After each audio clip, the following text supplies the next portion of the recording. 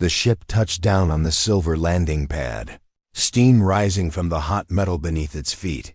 Ethan stepped out, adjusting the strap of his small tool pack. He was just a human engineer, sent by the Earth-Velmyra Alliance to repair an ancient signal tower. That's all this was supposed to be, just a fix-it job. But the moment his boots hit the polished floor of the Queen's palace, something felt wrong. Too quiet, too clean. Velmyra was not Earth, not even close. The sky above the city shimmered purple, with soft crystal towers glowing in the distance. The alien guards who escorted him were silent, tall, and wore armor that looked like living stone. They didn't speak, didn't blink. He felt their eyes watching every move he made. They led him deep into the palace, through curved halls that hummed with soft blue light. Finally they stopped. "This is the tower chamber," one of them said in a voice that sounded more like music than words. Ethan nodded, pretending not to notice the faint scorch marks on the wall, or the way one of the statues nearby had cracks in its face like it had been hit by a blast. He got to work. The panel was ancient, filled with alien circuits and glowing runes, but he had studied Velmyran tech back on Luna Base. It was different.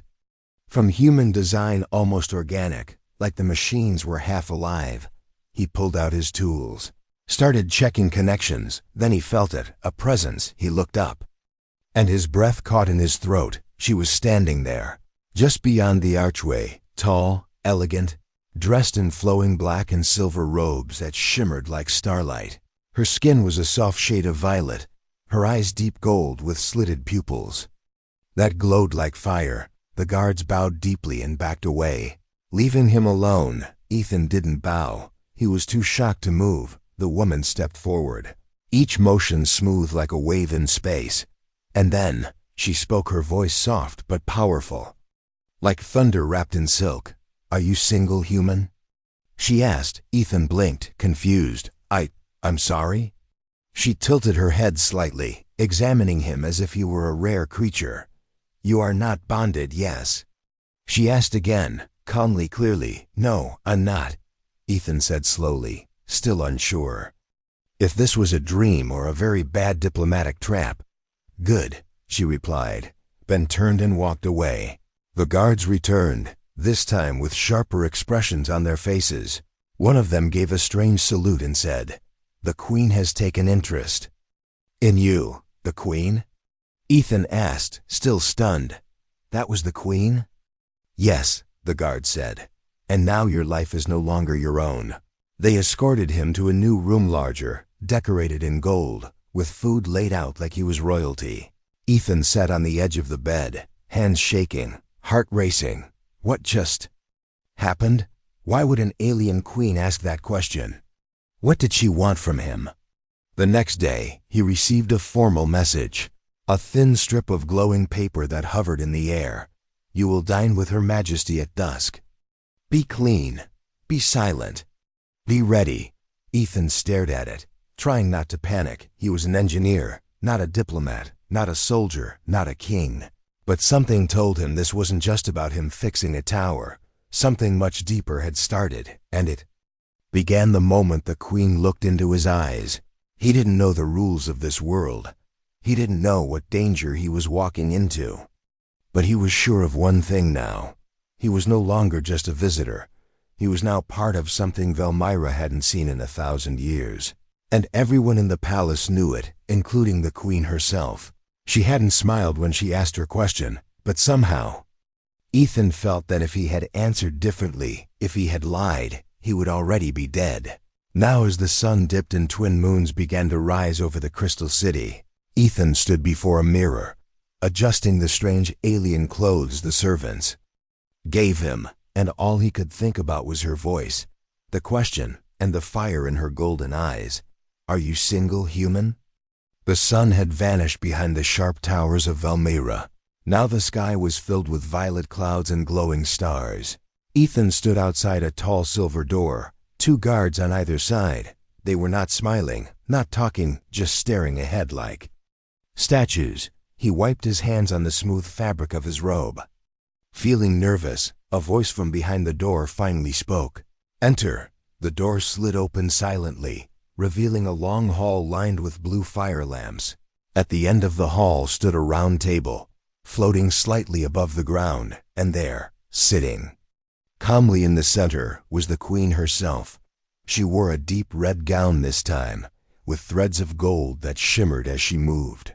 Her long silver hair was braided like a crown across her shoulders. Ethan stepped forward slowly, unsure if he should bow or speak. She raised a hand and smiled slightly. "Sit, human," he obeyed, heart pounding in his chest. Strange food sat on the table, purple fruits, golden bread, and a glowing blue drink. The queen leaned forward, her eyes sharp but calm. "Do you know why I called you here?" she asked. Ethan shook his head. "No, your majesty, I don't. I've had many humans come to Velmyra before," she said. "None of them mattered. Until now." He swallowed hard, unsure how to reply. "You looked at me like I was a person," she continued. "Not a weapon. Not a monster. That is rare." Ethan nodded slowly. "You looked curious, not cruel. So I didn't feel afraid." For a second, the queen's eyes softened. Then she sat back and tapped the table twice. Holograms appeared, old scrolls, strange symbols, and images of stars and fire. "This world believes in something old," she said. "A prophecy of someone from the stars. A stranger not born of our blood, who can walk where others cannot, and unite the broken clans." Ethan stared at the glowing images, feeling lost. "You think that's me?" he asked, voice low. "I don't think," she said. "I feel it." Ethan was silent, not sure whether to laugh or run. The queen watched him closely. "Your presence has already caused ripples. There are those who fear what you mean. There are those who will try to stop you." He leaned forward. "Stop me from what? I'm just an engineer." "No," she said calmly, "not anymore." A quiet knock broke the moment. A tall alien with pale skin entered and whispered something the queen's ear. Her expression changed slightly, but she nodded. "Let it be done." The alien bowed and left. "What was that about?" Ethan asked, trying to stay calm. "Politics," she answered. "The High Council does not like surprises." She stood and walked around the table slowly. Her long fingers brushed the back of his chair as she moved past him. "Ethan," she said softly, "you are now under my protection. But that comes with a price." "What price?" he asked, standing up. She stopped in front of him, just inches away. "You must stay," she said. "You must learn our ways. You must see what I see." Ethan felt his pulse race. "And if I say no?" She tilted her head. "You won't." Then she walked away, her steps slow and graceful. Guards entered again and led him back to his room. The hallways seemed darker now, the silence heavier. In his room, he found something new. A small silver box on the table. He opened it slowly. Inside was a strange-looking badge, glowing faintly, shaped like a sun wrapped in wings. A servant stepped in quietly and bowed. "You have been marked as chosen guest of the throne." Ethan looked up, confused. "What does that mean?" The servant looked nervous. "It means you are not a prisoner, but you cannot leave. It also means many now watch you, some with respect, others with hate." "Great," Ethan muttered, staring at the badge. "Just what I needed." That night, he couldn't sleep. He paced the room, thinking about everything. The queen, the prophecy, the strange look in her eyes. Why him? He was just here to fix a tower, but now he was wrapped in something far bigger. The palace was quiet outside, but something in the air felt tense. He walked to the window and looked out at the glowing city. Then he saw movement, shadows near the edge of the garden. Figures moving too fast, too silently. He narrowed his eyes. Someone was out there, and they weren't here to admire the view. He turned back toward the room, reaching for the small hidden weapon Earth Command always made engineers carry. It wasn't much, but right now it was better than nothing. He had a feeling this chosen guest title came with more than dinners and glowing badges. And tonight, he would find out just how dangerous being special could be. Ethan didn't sleep at all that night. He kept the small weapon in his hand and sat near the window, eyes on the garden, but nothing came, no footsteps, no shadows, just silence. By morning, the sky turned soft blue and twin suns rose over Valmira's towers. There was a knock on the door, gentle but firm. Ethan opened it carefully, hand still near the weapon hidden at his waist. A tall alien woman stood there, dressed in gray armor different from the palace guards. "I am Karoth," she said, "captain of the Queen's personal guard." He didn't answer right away. She continued, "Her Majesty requests your presence." "It's not a formal order." "But few ever say no." Ethan nodded slowly. "Fine, let's go." They walked through the palace halls, this time faster, more direct. Karoth kept her eyes on everything, the ceiling, the floor, the corners. She was a soldier, and she didn't trust this place, not even inside the Queen's own walls. Finally, they reached a tall golden door. Karoth opened it, then stepped back. "Go alone." Ethan walked inside, his boots quiet on the soft floor. The room was dim, lit only by a glowing orb in the center, and sitting beside it was Queen Serelith. Her crown was gone, her robes simple and soft, her hair loose around her shoulders. She looked younger somehow, more human than before. "Sit, Ethan," she said, voice calm. "We must talk." He sat across from her, the orb casting soft light between them. "I had visitors last night," he said, watching her closely, "in the garden. At least, I think I did." She looked down for a moment, then nodded. "Yes, you did." "Assassins?" She nodded again, slower this time. "Sent by those who fear change." "And I'm the change?" he asked, voice sharp. "You are the beginning of it," she replied. "But I didn't expect it to happen this fast." Ethan leaned forward. "Why me?" "I keep asking, and I keep getting riddles. Just give me the truth." The Queen sighed, then raised her hand. The orb glowed brighter, and images appeared, strange symbols. Burning stars, a spiral galaxy spinning. "This world," she began, "was once united under a single bloodline. My ancestors ruled not with fear, but with trust. But over time, greed broke them apart. Now Valmira is split. Families fight, clans hate, and peace is only held together by fear." She looked at him, golden eyes glowing. A prophecy was written. It spoke of a time when the Queen would stand alone, and a stranger from another world would arrive.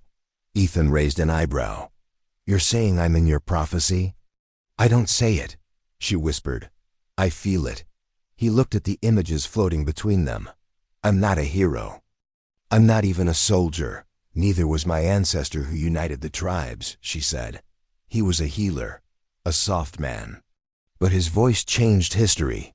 Ethan stood up, pacing now, his hands shaking slightly. "Look, Queen Serelith, I came here to fix a tower. I didn't sign up for royal politics, or assassins, or being the chosen one." She stood too, slowly, calmly. "I know," she said, "and I do not ask you to be something you are not. But," she continued, "I must tell you this." She stepped closer to him now, her voice lower. "I have rejected every suitor for 7 cycles, not because I wish to rule alone, but because none looked at me the way you did." Ethan's heart pounded in his chest. "I wasn't looking at you like a prize," she finished, "or a monster, or a ruler. You looked at me like a person, like someone worth knowing." She was close now, and her presence was warm, heavy, impossible to ignore. "I don't know what this is," she said, "but I know it matters." For a long moment, they just stood there, in silence. Then the orb dimmed, and the images vanished. A knock came at the door again, sharp and loud. Karoth stepped in, her face tense. "Your Majesty, the High Council demands your presence." Now, Serelith turned to Ethan. "Come with me." "What? Why?" "They will not meet alone with me while you are still under my protection," she said. "They think you control me," Ethan snorted. "If only they knew how scared I am." They left the chamber together, and the palace suddenly felt colder. Guards joined them, all tense, weapons ready. Ethan whispered to Karoth, "Are they going to try something?" Karoth looked ahead. "If they do, just stand behind me." The grand hall of the council was already filled with voices loud, angry, echoing. The moment Ethan entered beside the queen, all sounds stopped. Dozens of alien leaders turned to stare at him, some with fear, others with pure hate. One of them finally stepped forward, pointing at Ethan. "This human does not belong here." The alien barked. "He weakens the throne with his presence. He brings danger." Sarilith stepped forward, raising her hand. "I decide what weakens the throne," she said coldly. "And this human is under my protection." Ethan stood frozen, unsure what would happen next. But one thing was clear: he was no longer just a visitor. Now he was a threat, and the whole planet was starting to realize it. The meeting ended without blood, but barely. The High Council did not hide their anger. They left the grand chamber with sharp glares, tense jaws, and whispered threats. Queen Sarilith didn't flinch, even as their hateful eyes followed her. Ethan stayed silent beside her, but his heart was pounding like a drum. When the doors closed behind them, Sarilith turned to Karoth. "Double the guard," she ordered, "and seal the inner corridors." Karoth nodded and vanished, her armor clicking softly as she moved. Ethan looked at the queen. "They want me dead," she replied without looking at him. "They wanted you dead the moment I looked at you." With interest. "I didn't ask for this," he said quietly. Sarilith stopped walking and turned to him, her golden eyes tired but sharp. "Neither did I," she said. "But here we are." Back in his room, Ethan sat on the edge of the bed, trying to understand what was happening. Less than 2 days ago, he was just a tech guy sent to fix a signal tower. Now he had political enemies, armed guards outside his door, and the attention of a queen. He looked at the silver badge still glowing on his table, the mark of chosen guest.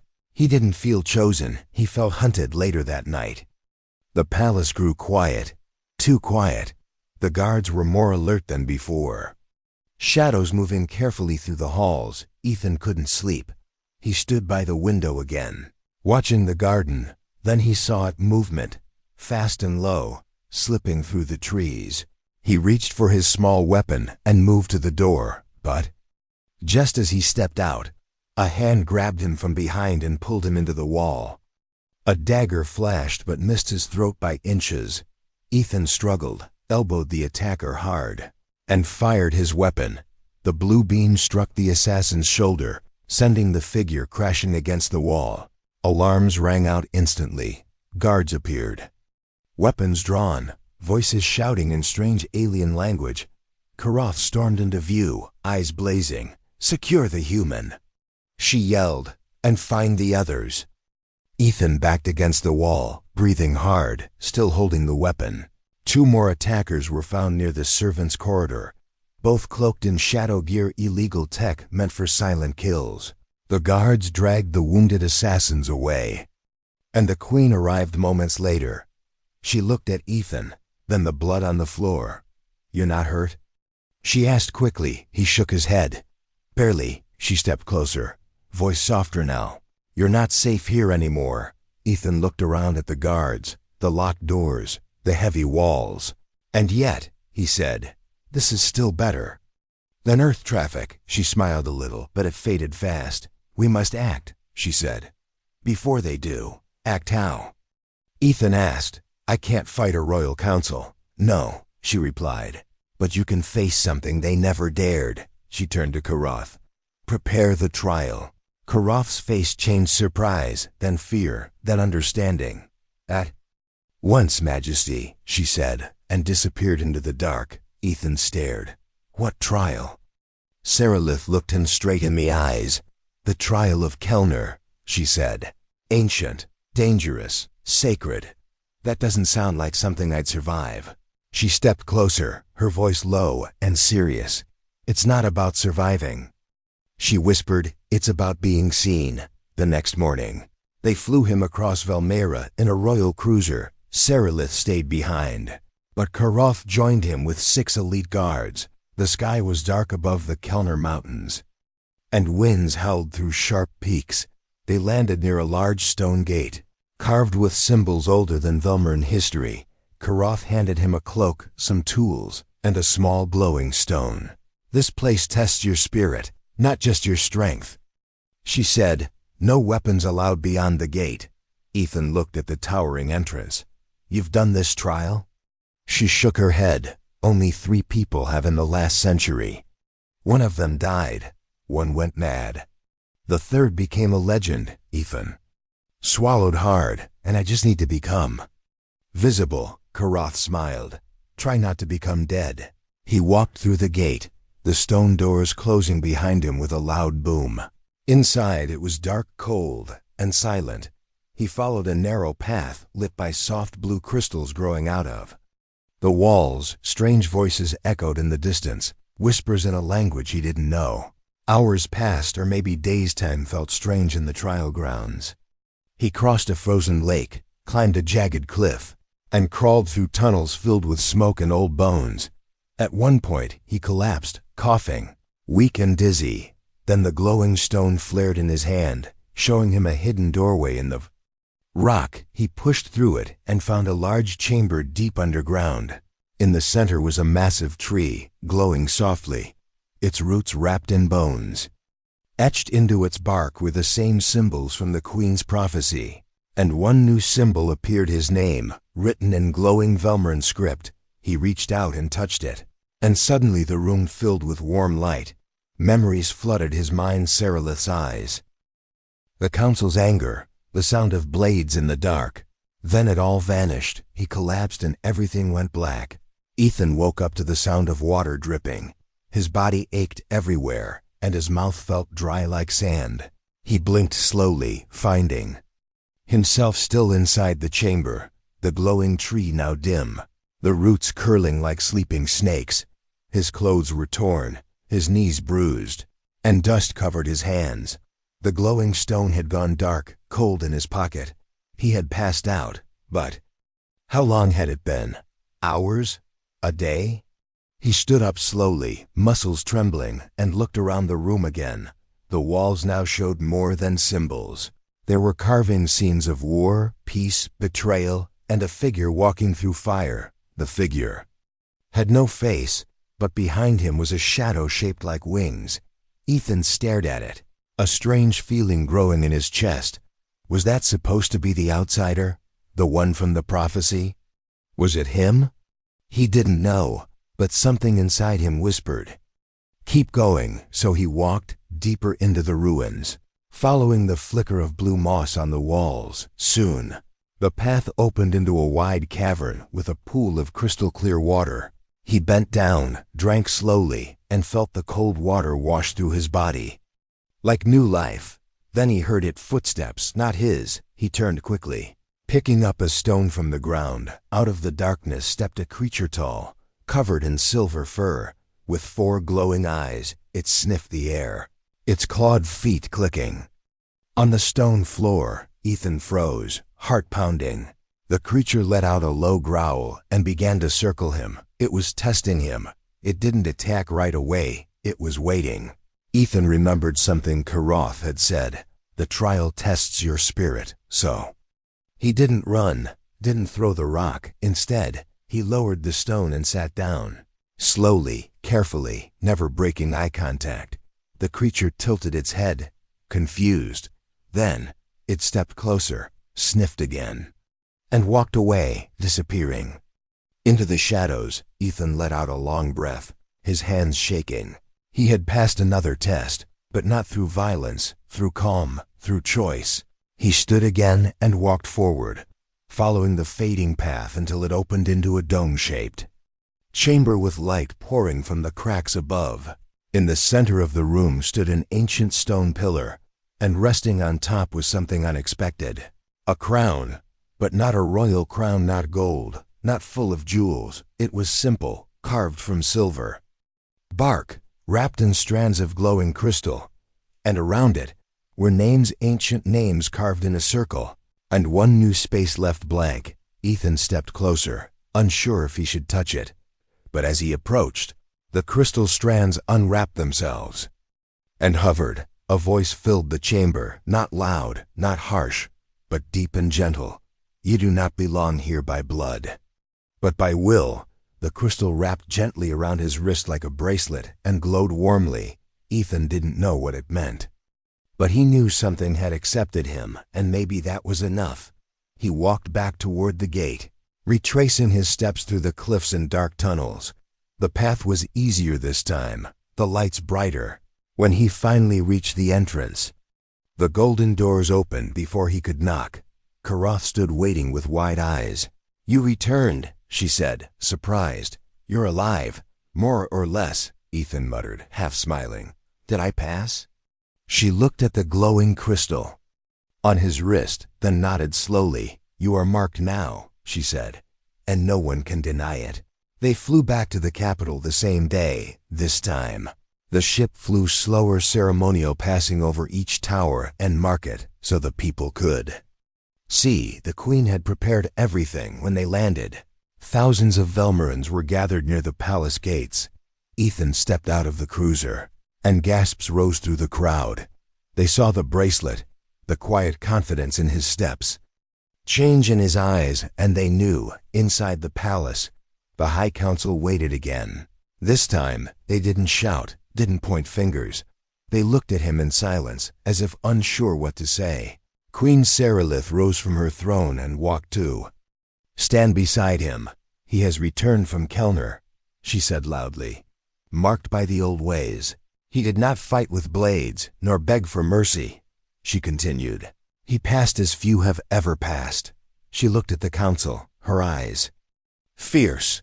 Still think he does not belong? No one answered. One elder finally stepped forward and said, The trial speaks for itself. Ethan didn't smile, didn't celebrate. He only stood still, because he knew this was only the beginning. That night, Sarilith met him in the same quiet chamber from before. You did well, she said softly. I barely survived, he answered. And yet, she said, here you are. They sat in silence for a moment. Then she looked at his wrist. You have their attention now, she said. But soon, you will need more than that. Ethan nodded slowly. I know, he said. What comes next? Sarilith smiled faintly. We make history, she whispered. The palace looked the same, but something had changed. The people looked at Ethan with respect now, not suspicion. Even the guards, who once followed him like shadows, now gave him space. But not everyone was happy. The High Council had remained quiet after the trial, but silence from them was never a good sign. Ethan felt it in the halls, in the way whispers followed him, in the way doors closed just a little faster when he walked by. He had passed their sacred test, yes, but some didn't care about ancient rites. They cared about blood. One evening, Queen Sarilith called for him again. They met on the high balcony of the palace, where the stars stretched across the sky like a sea of fireflies. Sarilith wore a long black robe, her crown resting loosely in her hands, not on her head. Ethan stood beside her, silent. They sent me a message, she said finally. The council, what did they say? He asked. They demand I choose a consort before the next moon, she answered, her voice cold. Ethan looked at her. A royal suitor? Yes, she said, from one of the 7 noble houses. Or else. She didn't finish the sentence, but Ethan understood. If you refuse, they'll say you've betrayed Velmarin law, he said quietly. Sarilith nodded. They will claim I've been corrupted by an outsider. Ethan looked at the stars, then at her. Why me? He asked again, for the 100th time. You have your people, your traditions. Why risk it for someone like me? She turned toward him, her eyes softer than before. Because I'm tired of pretending, she said. Tired of cold alliances, of empty promises. You don't want power. That's why. You're different, he laughed, just once. I don't even want to be here sometimes. She smiled. And yet, you stay. Just then, Karoth arrived, her armor dusty and her face tense. Forgive the interruption, Majesty, she said. Bowing, the council has called an emergency hearing. You must appear at once.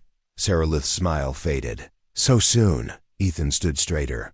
Want me to come? She looked at him for a moment, then nodded, yes.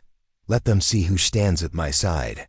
The council chamber was packed, every elder, every advisor, and every noble from the royal bloodlines sat in rows, whispering and staring. Sarilith entered first, walking tall, her crown now on her head, her robe flowing behind her like shadow. Ethan followed her, wearing the same simple black tunic he'd been given weeks ago. No armor, no symbols. Just the crystal bracelet still glowing faintly on his wrist. The room fell quiet. One of the elders stood, his face thin and sharp, voice like broken glass. Queen Sarilith, he said, you stand before the council under question. She raised her chin, then asked it. Why have you not chosen a proper consort? He asked, the time has come. Our people grow uneasy. The bloodlines weaken, another elder spoke. And yet you protect this human, this outsider. Whispers rose in the room again. Louder this time, Sarilith spoke clearly. Because he has proven worthy, he is not. Velmarin, someone shouted, he is not one of us. No, she agreed, he is more. That made the room go silent again. Sarilith continued. None of our noble sons would face the trial of Kelner. None would risk death, but he did, for no reward. No crown, the sharp-faced elder hissed. You would give our throne to a human? Sarilith walked forward slowly. I would give my heart to one. Gasps echoed in the chamber. Some shouted. Others stood in rage, but Sarilith did not move. Ethan stood behind her, stunned. She had said it clearly in front of them all. One of the councilwomen stepped forward. Then by law, he must speak. Speak? Ethan asked, confused. If he wishes to stand beside the queen, she said, he must declare it. Here, now, all eyes turned to him. He felt like he couldn't breathe. Everything he said now would shape his future. He looked at Sarilith, her expression calm, but her eyes full of hope. He stepped forward and raised his voice. I didn't come here to be part of this, he said. I didn't ask for titles, or love, or war. But I won't let her stand alone, he continued. Not now. Not ever. More gasps, more whispers. But he kept going. You call me an outsider, he said. Maybe I am. But I faced your trial. I bleed like you. I fear like you. And I chose to stay when I could have left. He turned to Sarilith. So yes, if this is what it takes, I will stand beside you. Silence, then a voice from the back. Quiet but strong. So be it. It was one of the elder queens, old, wise, respected. If he speaks true, let the people judge, she said. Not just the council, the others argued, shouted, but her voice silenced them again. We will call the people, she said. Let the crowd decide. Sarilith nodded. Very well. And Ethan turned to her as the crowd began to leave the chamber. Are you sure about this? He asked softly. She looked at him, fire in her eyes. I was never more sure of anything in my life, she said. The crowd had gathered by the thousands. The great courtyard outside the palace was filled with aliens of every clan, every house, and every region of Velmira. Banners waved in the soft wind, guards stood ready, and drums echoed like a heartbeat. Through the city, Ethan stood at the center. Surrounded by a circle of glowing blue light, Queen Sarilith stood beside him. Dressed in a long gown of white and silver, an outfit worn only for one reason, the bonding rite.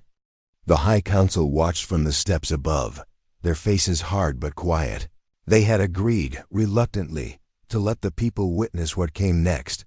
If the people accepted the Queen's choice, nothing could stop it, not even the council. But if the people rejected her bond with a human, she could lose everything. Sarilith turned to Ethan, her voice low, only for him. This is our last step, she said. Once we speak the vow, the bond is sealed. Ethan looked at her, unsure if he felt more fear or courage. I'm not a prince, he said softly. I'm still just a guy who fixes things. She smiled. Gently. Then fix what's broken in us. The lights around them flared, and a voice called out from the tower above, "Let the ceremony begin." A silence fell over the crowd. Serelith stepped forward and raised her voice, clear and calm. "I am Serelith, daughter of fire, ruler of Elmira. Today I choose a path not written in blood, but chosen by spirit." Murmurs rose, but no one spoke loudly. "I give my hand not to a noble house, but to a soul who faced death, who stood beside me, who saw me not as a queen, but as a woman." She turned to Ethan and extended her hand. Ethan stepped forward slowly, took her hand in his, and spoke with steady breath. "I'm Ethan," he said, his voice echoing strangely through the alien. "Courtyard, not from this world, not from any throne. But I choose her too, not because of power, not because of prophecy, but because she is more human than most humans I've ever known." The crystal on his wrist glowed bright, and the ground beneath them pulsed with soft light. A symbol appeared in the air above them, a mix of human language and Velmran script, joined as one. The people stared in awe, silent. Then someone in the crowd raised a hand and shouted, "Let it be done." Another voice followed, "Let the queen choose her bond." Then another, and another, until the entire courtyard echoed with the chant, "Let it be done." The council could not deny what they heard. The people had spoken. Serelith turned to Ethan. Her voice softer now. "You're mine now," she whispered. "Not as a ruler, but as a partner." "And you're mine," Ethan said back. "Even if I still don't understand half of what's happening." They both laughed quietly, and in that moment, everything felt calm. But calm never lasted on Velmira. A sharp blast rang out across the courtyard, followed by screams. From the rooftops, masked attackers dropped down. Weapons drawn, council rebels, the last of the hardliners who would never accept a human in royal blood. The guards rushed to protect the queen, but the attack had already started. One of the rebels charged straight at Ethan with a blade raised high. Karoth appeared just in time, blocking the strike and knocking the attacker back. "Get him out of here," someone shouted. But Ethan didn't run. He stayed beside Serelith, pulling her close and using his own body to shield her. "I'm not leaving you," he said, voice fierce. "You fool," she whispered, but her eyes glowed with something deeper, trust. More. Rebels came, but the people of Elmira had made their choice. Citizens rushed forward, farmers, workers, even street merchants, fighting beside the queen's guards. This time, the people didn't stand back and watch. They protected their queen, and they protected the human who had chosen to stand beside her. The fight lasted only minutes, but it felt like hours. When it was over, the rebels were either captured or fled into the dark. Karoth stood with a bloodied blade, nodding to Ethan. "You didn't hide." "I respect that." Serelith looked around at the crowd, her gown torn, her crown missing, but her spirit unbroken. She raised her voice once more, loud and steady. "Let this be the end of old hate," she said, "and the start of something new." People cheered, louder than ever. Later that night, the palace glowed with soft lights. Ethan sat with Serelith on the balcony, tired but alive. "I didn't expect to nearly die during my own bonding ceremony," he joked. "Welcome to Velmira," she replied, leaning on his shoulder. "Do you think they'll accept me for real now?" he asked. She nodded. "You didn't just win their respect, Ethan," she said. "You fought for them with them. That means more than blood." He looked at the stars above, now familiar. "I guess I'm not just a visitor anymore," he said. "No," Serelith whispered. "Now you're one of us." And for the first time, Ethan believed it. The end.